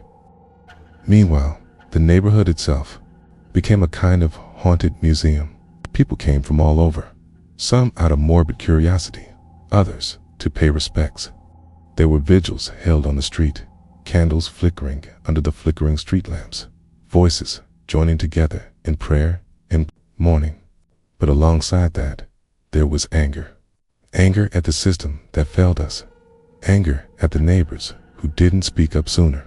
Anger at ourselves for ignoring the signs. The Oxford apartments were condemned soon after. The building manager said it was for safety reasons, but everyone knew it was because of the stain left by Dahmer's crimes, an invisible scar that no amount of paint or cleaning could cover. Residents were relocated, and the once bustling hallways grew silent. Some left town entirely. The community was fractured, trust shattered. It took years for things to start feeling normal again, and even then, the shadow lingered. I tried to tell my story, to share what I saw and heard, but it was hard. People wanted quick answers, neat endings, justice served. But the truth is, never tidy. It's messy, it's painful. It's a wound that keeps reopening. I remember nights lying awake, haunted, not just by what Dahmer did, but by what we allowed to happen, by looking away. The media frenzy faded, as these things do, replaced by the next big story. But for those of us who lived through it, who smelled the rot and heard the screams behind those walls, the nightmare never really ended. It became a part of us, a dark whisper we carry in the back of our minds. It's a reminder that evil doesn't always wear a mask. Sometimes it just smiles politely and takes pictures of its victims after death. When Jeffrey Dahmer's trial began, it felt like the entire world was holding its breath, waiting for justice to be served, for the truth to finally be spoken out loud in a court of law. But what unfolded was more complicated, more chilling, and far more unsettling than anyone could have imagined. From the moment he was brought into the courtroom, Dahmer sat there quietly, almost detached, his eyes dull, his expression unreadable. He barely looked at the families of his victims or the packed gallery, instead staring at the floor or the lawyers, as if trapped inside his own head, somewhere far away from all of us. Then, when he started to speak, his confessions were horrifyingly detailed, described, without emotion, the ways he had lured his victims, the drugs he used to sedate them, and the methods he used to kill. But what made it worse was his matter-of-fact tone. It's the way he spoke like a scientist documenting experiments rather than a man admitting to monstrous crimes. He talked about the photographs, about posing his victims, about how taking those pictures made him feel powerful, in control. It was my way of preserving them, he said, chillingly calm. The court listened in stunned silence, sometimes gasping, sometimes shaking their heads in disbelief. Family members of the victims sat with tears streaming down their faces, clutching each other for support as the details unfolded. Some were too broken to stay in the courtroom and had to be escorted out. The defense tried to argue insanity, painting Dahmer as a man tormented by demons beyond his control, but the prosecution hammered back with cold, hard evidence, the photographs, the remains, the chemical vats, the chilling witness accounts of escape and survival. The judge and jury had to decide if Dahmer was sane enough to be held fully responsible, and in the end, they found him guilty on multiple counts of murder. The verdict sent a shockwave through the courtroom and the nation. Justice, in its slow and imperfect way, had been served. But that didn't stop the nightmares or the questions. What happened to the survivors? What about the families who never got answers? What about the people who had seen him, spoken to him, ignored the signs? I remember following the trial in the news, feeling a sick mix of relief and horror. Relief that Dahmer would no longer roam free. Horror at the scope of his crimes and the fact that he had operated in our neighborhood for so long. His confessions were both a revelation and a curse, exposing the darkest corners of humanity and forcing us all to confront what had been hidden behind polite smiles and closed doors. The trial changed the way the public saw serial killers, as mythic monsters lurking in shadows, but as people who could live next door, who could walk among us undetected. It also sparked conversations about the failures of law enforcement, mental health services, and community vigilance. The media coverage was intense, with every detail dissected and debated. Books were written, documentaries made, interviews conducted with survivors and experts. Yet, for all the attention, something about the trial left a hollow feeling in the pit of my stomach. The courtroom was a stage, the testimonies scripted and rehearsed. But the real horror was not confined to that space. It lived in the empty apartments, in the silent hallways, in the memories of those who heard the screams and smelled the rot, but said nothing. Dahmer's confessions didn't bring peace. They brought understanding, yes, but also a deep, abiding sadness that justice could never erase the past. After the trial, I visited the site once more. The apartment was gutted and sealed, but the memories clung to the air like smoke. I placed a flower by the door, hoping for some kind of closure, even if it was just a small gesture against something so vast and terrible. And I thought about the victims' young men who had dreams, families, lives ahead of them, all stolen away by a man who took pictures after death, but who never saw the humanity in those he destroyed. Their stories deserve to be told, remembered, not just as victims, but as people who once lived, loved, and laughed. And for me, the trial was a reminder of how important it is to listen to the smells, the noises, the whispers behind closed doors, because sometimes the signs are there all along. We just have to have the courage to see them. After the trial ended and Jeffrey Dahmer was sentenced, the silence that fell over the neighborhood was heavy and thick, not the peaceful kind, but the kind that presses down on your chest and refuses to let go. It was as if the entire community was holding its breath, caught between relief that the nightmare was over and grief for everything that had been lost. The Oxford Apartments, once home to so many, now felt like a graveyard for memories, both haunted and haunting. People moved away, some never to return. And those of us who stayed were left to piece together shattered lives and frayed relationships in the shadow of what had happened. Survivors struggled in ways no one could have anticipated. Some faced physical scars, but the psychological wounds ran far deeper. Therapy became a lifeline for many, a way to untangle the trauma and reclaim a sense of safety in a world that had betrayed them. I remember hearing from one young man who had managed to escape Dahmer's clutches, only to face disbelief and neglect from the very people who were supposed to protect him. His story became a rallying cry for change, shining a light on how institutions had failed vulnerable individuals and how crucial it was to listen and believe survivors. The families of victims found solace in support groups, public memorials, and in the knowledge that their loved ones' stories were finally being told. But healing was never linear. Some days were better than others. Some nights, grief would crash back in like a tidal wave, reminding them of everything that was stolen. I visited a memorial once, a small park not far from where the Oxford apartments had stood. It was quiet there, peaceful in a way that felt like a small rebellion against the horror that had unfolded. Flowers, candles, photos, and handwritten notes covered the space. People came to remember, to mourn, to say the names that had been silenced for so long.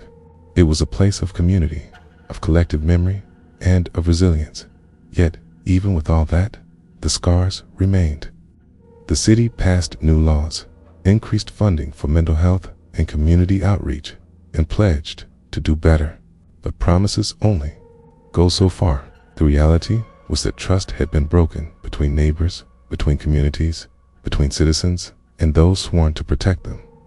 It took years to begin rebuilding that trust, and some wounds never fully closed. For me, personally, the aftermath was a journey of reckoning. I had lived with the smell, the sounds, the silence for so long. I had seen the walls bleed secrets and kept them locked inside my mind.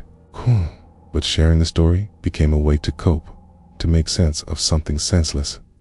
I found that telling the truth, no matter how dark, helped me find a kind of peace, and I wasn't alone.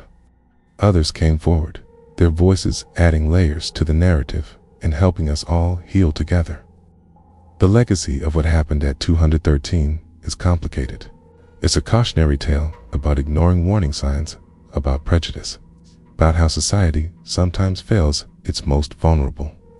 But it's also a testament to the power of community, of courage, and of the human spirit to endure even the darkest chapters.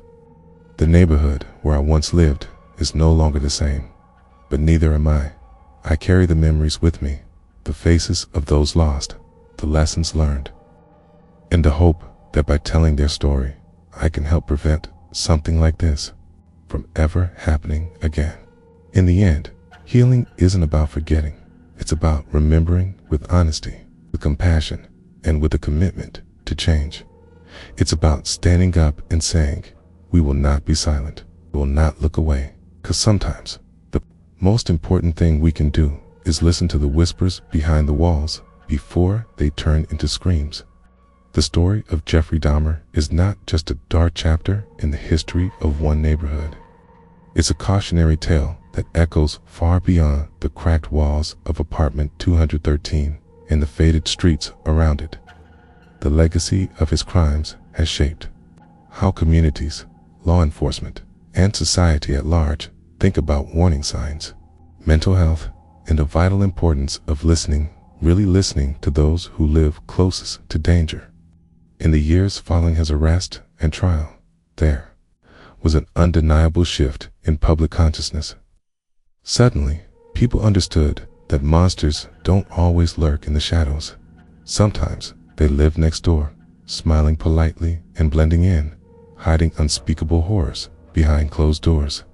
The case exposed deep, systemic failures to act on neighbor complaints, failures to investigate properly, and failures rooted in bias and neglect. These revelations sparked reforms in police protocols, including improved procedures for following up on community reports and increased sensitivity, training aimed at combating racial and social prejudices that had contributed to the missed warnings. Mental health services saw renewed focus and funding, emphasizing early intervention and support for those exhibiting troubling behavior before tragedy could strike. Activists and community organizers took up the mantle, fighting for better resources and greater accountability, reminding us all that vigilance and care are not just the responsibilities of officials, but of every person. At the same time, Dahmer's case became a subject of fascination and horror in popular culture. raising uncomfortable questions about how we consume true crime stories and the ethics of sensationalizing suffering. Documentaries, books, and films revisited the events, sparking debate about victim dignity versus public curiosity, and about the psychological forces that drive individuals to such extremes. But beyond media and reforms, the most profound lessons came from those who survived and those who loved the victims. Their stories forced society to confront uncomfortable truths about marginalization, the importance of empathy, and the cost of indifference. The family's resilience and advocacy turned pain into purpose, transforming tragedy into a call for change that continues to resonate. On a personal level, the legacy of living through those dark days is a complex mix of sorrow and resolve. I carry the memories of that time, the smell that never quite leaves the back of my throat, the flashes of sirens and cameras, the faces of neighbors forever changed like scars, reminders that evil can hide anywhere, but so can courage. The neighborhood itself has been transformed over the years. The Oxford apartments were demolished, replaced with new developments that aim to heal rather than hide the past. Memorials stand to honor the victims, silent sentinels in parks and public spaces, places for reflection and remembrance. These spaces serve as reminders that while evil once took root there, it will never define what comes next. In sharing this story, I hope to do more than recount horror. I want to shine a light on the vital need for awareness, compassion, and action, to urge anyone listening not to dismiss the strange smells, the odd noises, or the gut feelings that something isn't right, to remind us all that sometimes saving a life is as simple and as difficult as choosing to care. Jeffrey Dahmer's story is a grim reminder of what happens when silence and disbelief allow darkness to fester unchecked, but it's also a testament to the power of community, strength of survivors, and the ongoing fight to make the world a safer place. We owe it to those who never got a chance to speak again, to listen now, to remember, and to act. Tate, because, in the end, the true legacy of this nightmare is not just in the horrors that were uncovered, but in the lessons we carry forward, lessons about humanity, vigilance, and the courage it takes to face the shadows and refuse to look away. In the midst of all the horror and chaos that surrounded Jeffrey Dahmer's crimes, it's easy to lose sight of the individuals whose lives were stolen, whose stories were overshadowed by the darkness of his actions. A teen, young men and boys were not just numbers or faces in photographs or grim headlines. They were people with dreams, families, friends, hopes, and fears. Remembering them means reclaiming their humanity from the shadow that Dahmer cast over their lives. Each name holds a story, a life that was vibrant and real before it was violently ended. I've spent countless hours learning about them, James, Stephen, Anthony, and the others, each with backgrounds as varied and rich as any of us. They were sons and brothers. Some had moved to the city, seeking new opportunities or escaping hardship. Many struggled with the isolation and prejudice that often accompanied their identities as young men navigating a world that wasn't always kind to them. Their stories speak not just of tragedy, but of resilience, of moments of joy and connection before the nightmare unfolded. Families have worked tirelessly to keep their memories alive, fighting against the way society tried to erase or ignore them. Memorials have been dedicated, scholarships created in their names, and community events held to honor their legacy. These acts are not just remembrance, but resistance, refusal to let their lives be defined solely by how they died. In interviews, in writings, loved ones share memories of laughter, music, shared meals, and dreams of the future, fragments that paint a fuller picture of who these young men were beyond the headlines. For those of us who lived nearby, the faces on the news became neighbors, reminders that evil can touch anyone, but so can kindness and community. I remember attending one vigil where people gathered not just to mourn, but to celebrate the lives lost. Candles flickered in the night air, voices rose in song, and stories were shared. It was a moment of collective healing, a way to push back against the silence and fear that had allowed Dahmer to operate for so long. And it wasn't just the community. Survivors themselves found strength in telling their stories, reclaiming their voices from the shadows. Their courage has inspired countless others to speak out, to seek help, and to support one another. It's a reminder that even in the darkest places, there is light, fragile, yes, but powerful. Remembering the victims also means confronting the uncomfortable truths about society's role in their vulnerability.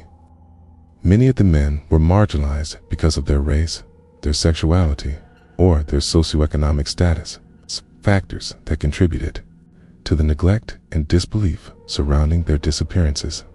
Their stories force us to ask hard questions about prejudice, systemic failure, and the need for compassion and justice for all.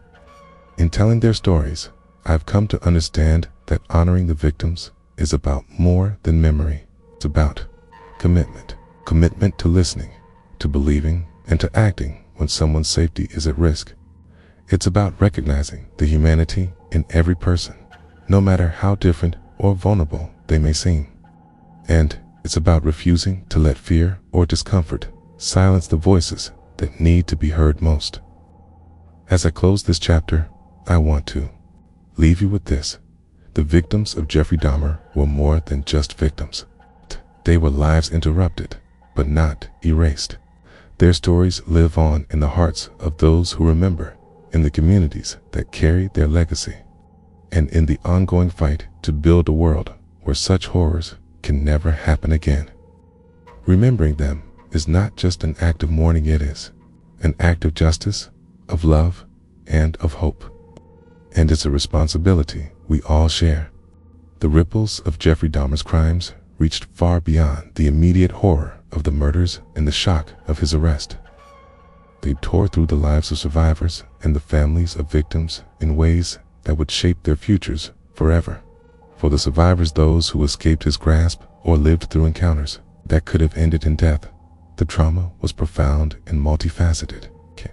Many faced not only physical injuries, but also the psychological scars of betrayal, fear, and deep mistrust that colored their lives long after the nightmare ended. I remember hearing from survivors who described waking up from blackouts, unsure of where they were or what had happened. Their minds struggling to piece together shattered memories. They often found themselves isolated, unsure who to trust, and met with skepticism from authorities and even loved ones. Their path to healing was a long and lonely road, marked by therapy sessions, support groups, and moments of despair that seemed endless. The courage it took to come forward, to share their stories publicly despite the stigma and pain, is unimaginable. Many survivors became advocates for victims' rights and mental health awareness, determined to turn their suffering into a force for change. On the other side were the families, the parents, siblings, children, friends, whose lives were irrevocably changed by loss. Their grief was compounded by frustration and anger over the years of inaction and disbelief that allowed Dahmer's crimes to continue. I recall reading letters and hearing interviews where family members expressed a haunting blend of sorrow and rage, sorrow for the loved ones they lost, enraged at a system that failed to protect them. Some families struggled with guilt, wondering if they could have done more, spoken louder, or acted sooner. Others channeled their pain into activism, pushing for better law enforcement training, improved victim services, and community education. The bonds between families and survivors often became sources of strength, creating networks of support where shared experiences forged new paths toward understanding and healing. Yet, the journey was never easy. Many described feeling caught between the desire to remember their loved ones and the overwhelming weight of trauma that memories carried. Public attention brought unwanted scrutiny and sometimes re-traumatization, forcing families to relive horrors for the sake of justice and awareness. I visited a gathering once where families and survivors came together just to mourn, but to build community. The room was thick with emotion, tears, laughter, silence. Stories were shared, hands held, and vows made to never forget. It was a testament to human resilience, the ability to find light even in the darkest of places. Their stories underscore an essential truth. Healing is not linear, and the impact of trauma is long-lasting. It reaches into every corner of life, influencing relationships, mental health, and even identity. Yet, it also reveals the incredible capacity for hope, connection, and transformation. For me, witnessing the strength of survivors and families was one of the most powerful parts of this story. It reminded me that amidst unimaginable evil, the human spirit can endure, resist, and even flourish. Their voices are a call to action to listen more closely, to believe more readily, and to support those who need it most. As we reflect on Dahmer's crimes and the lives forever changed, it's crucial to center the experiences of survivors and families. Their journeys of pain, courage, and healing are not just footnotes to history. They are the heart of the story, and honoring them means committing to a future where safety, justice, and compassion are more than ideals. They are realities for everyone. Looking back, the story of Jeffrey Dahmer isn't just about one man's terrible crimes. It's also about the many ways in which the community and law enforcement failed to act, and how those failures created the perfect storm for tragedy to unfold. For years, neighbors had reported strange smells, odd noises, and unsettling behavior coming from apartment 213. There were complaints, whispers, and warnings, but the system designed to protect the community seemed deaf to the cries. I remember hearing from people who said they saw young men entering the building late at night, some looking nervous, others disappearing altogether. When they spoke to the police, they were often met with skepticism or indifference. Some officers dismissed the complaints as misunderstandings, while others outright ignored them. Caps influenced by racial and social biases that discounted the experiences of the victims, many of whom were men of color and members of marginalized communities. The police, caught between a lack of evidence and bureaucratic inertia, failed to investigate thoroughly, allowing Dahmer's crimes to continue under their noses. There were moments when police did intervene, brief arrests, complaints filed, but each time Dahmer managed to evade real scrutiny, slipping through the cracks with quiet charm and a convincing facade. The neighbors felt powerless and frustrated, watching helplessly as the nightmare persisted. The community's role in this tragedy is complex. On one hand, people feared speaking out too loudly, worried about retaliation, or simply not knowing how to confront the darkness they suspected. On the other hand, some who did raise alarms were ignored, silenced by the very system that should have protected them. It's a painful reminder of how societal structures can fail the most vulnerable, and how prejudice can cloud judgment and prevent justice. After Dahmer's arrest, these failures became a central focus of public scrutiny and debate. Investigations were launched into police conduct, policies were re-examined, and efforts were made to improve communication between law enforcement and communities. Training programs were developed to address implicit bias and improve responses to reports involving marginalized groups. Still, these changes came too late for Dahmer's victims. And the damage done to trust between the community and the police was deep. I've talked to former officers who expressed regret and sorrow, acknowledging that their department had missed critical opportunities to stop Dahmer. Others defended their actions, claiming they did what they could with limited resources and information. The truth lies somewhere in between, a mixture of human error, systemic flaws, and social prejudice. The community, for its part, began to organize in new ways. Neighborhood watches, community meetings, and local advocacy groups sprang up with renewed urgency, determined to ensure that no warning would be ignored again. The tragedy inspired a stronger sense of vigilance, but also a recognition that vigilance alone isn't enough. There must be trust, accountability, and a willingness to confront uncomfortable realities. The legacy of these failures has shaped conversations about policing and community relations to this day, highlighting the urgent need for reform and for building bridges between law enforcement and the people they serve. For me, understanding the role of the community and the police in this story is a lesson in the power of awareness and action. It's a call to all of us to listen closely to the signs around us, to support those who speak up, and to demand justice, not just in courtrooms, but in the everyday ways we protect and care for one another. The tragedy of Dahmer's crimes is not just a story of darkness. It's a reminder that how we respond to that darkness defines us.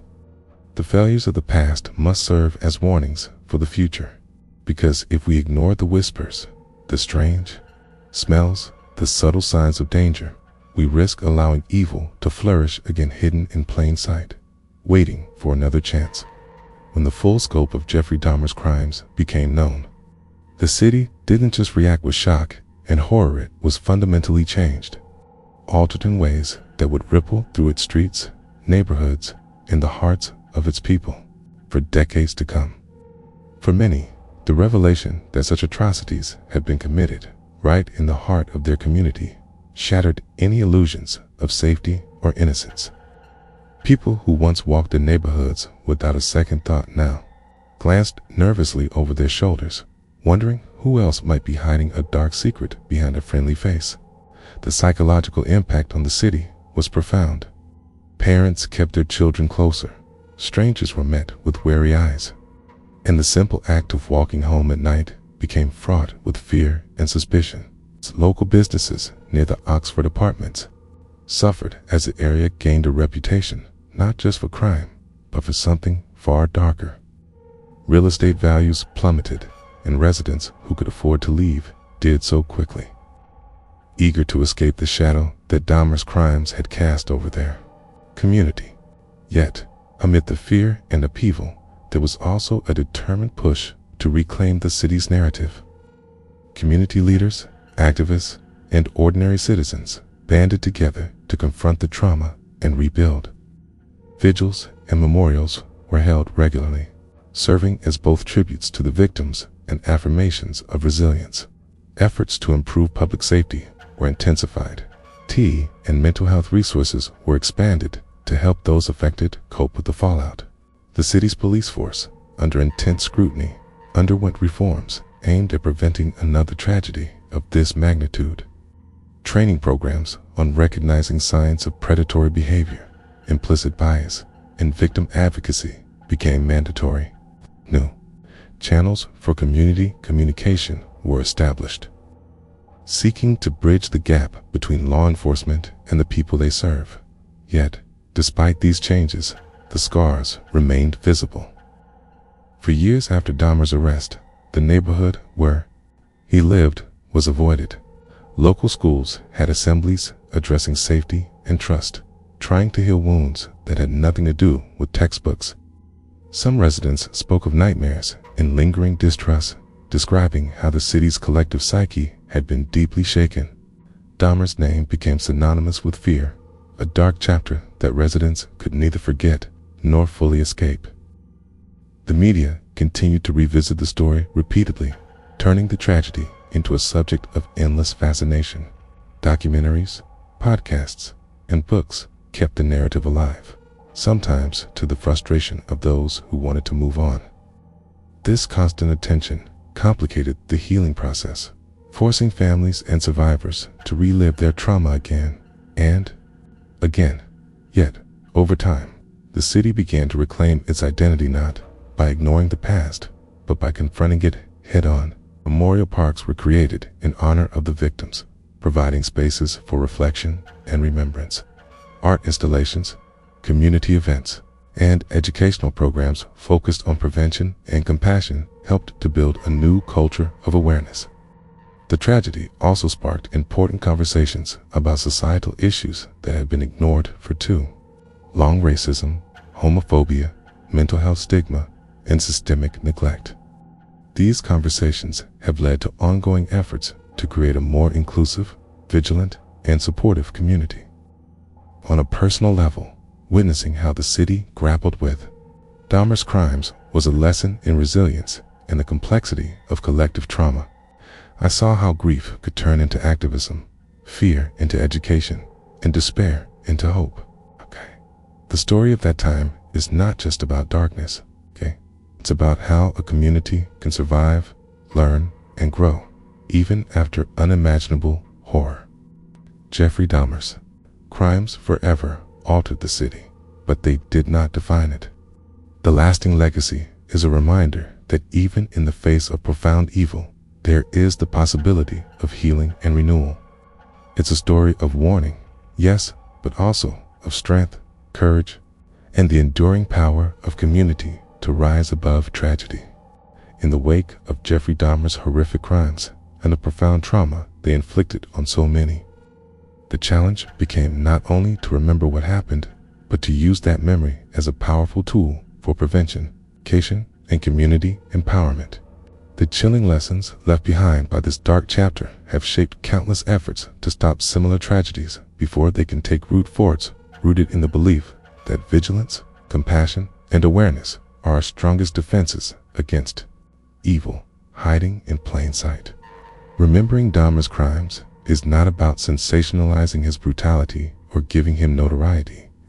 It's about honoring the victims by ensuring their deaths were not in vain. It's about making sure that the mistakes of the past, missed warning signs, dismissed reports, systemic biases are not repeated. Educational programs sprang up in schools and community centers, teaching young people and adults alike about recognizing signs of predatory behavior and the importance of speaking up. These programs emphasize empathy and the value of every individual's voice, reminding us that sometimes the smallest concerns can save lives.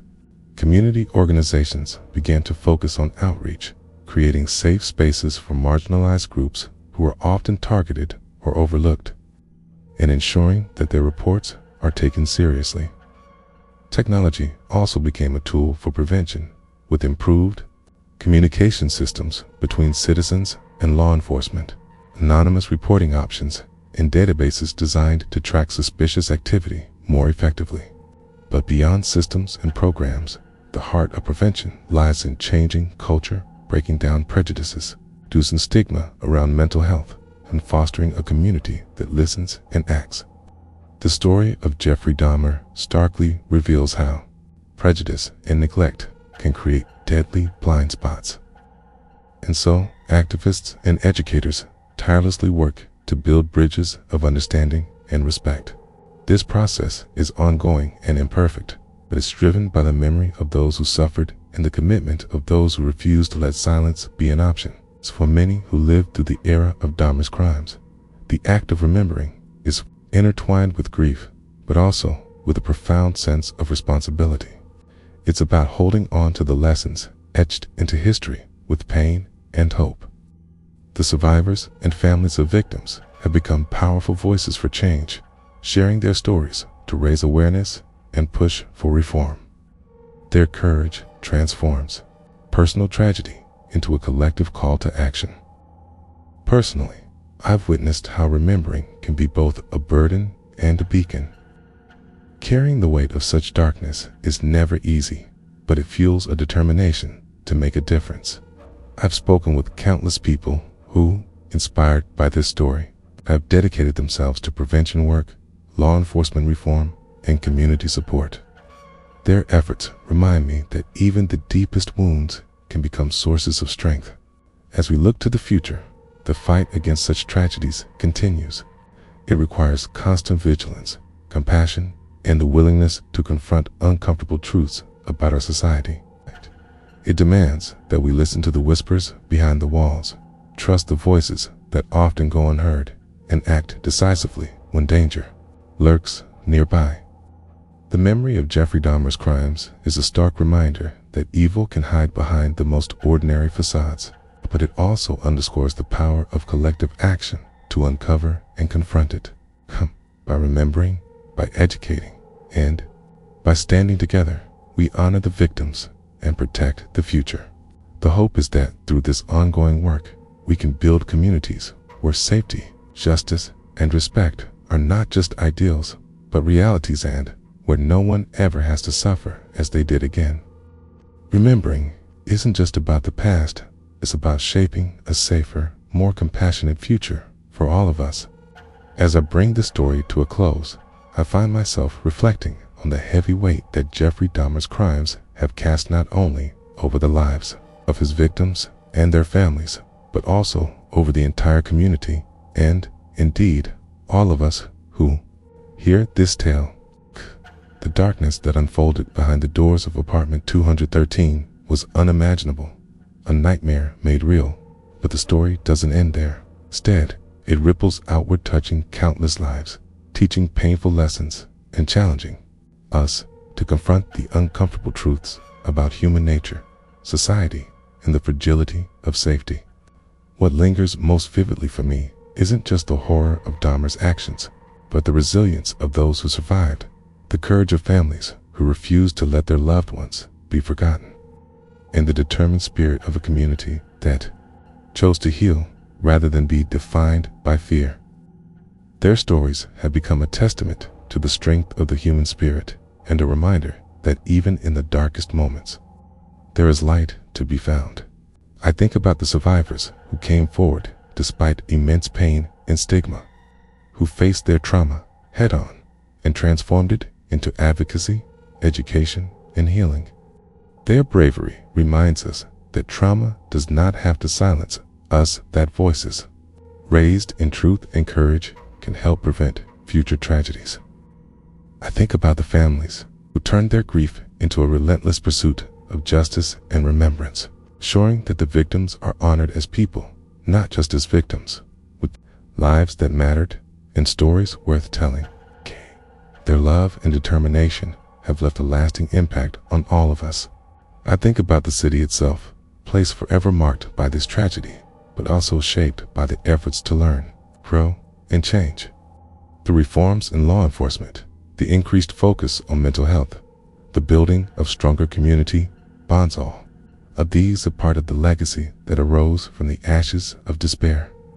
Yet, amid all the pain and change, there is a message I want to leave with you, the listener, the viewer, the human being on the other side of this story. It is this: darkness exists and it can touch anyone, anywhere. But so does hope, courage, and the capacity for compassion. We each have a role to play in creating a world where safety and kindness prevail, where we listen to the whispers of warning before they become screams, and where every person's dignity and worth are recognized and protected. Remembering Jeffrey Dahmer's crimes is not about fear, but about vigilance. It is about choosing to care, to act, and to stand up for those who cannot stand for themselves. It is about turning horror into healing and tragedy into transformation. This story is a somber one, yes, but it is also a call to action and a beacon of hope. Because in the end, what defines us is not the darkness that surrounds us, but the light we choose to carry forward. Hope this tale has opened your eyes, touched your heart, and inspired you to be part of the change that prevents such horrors from ever happening again. Thank you for listening, for remembering, and for joining me in this journey toward understanding and hope.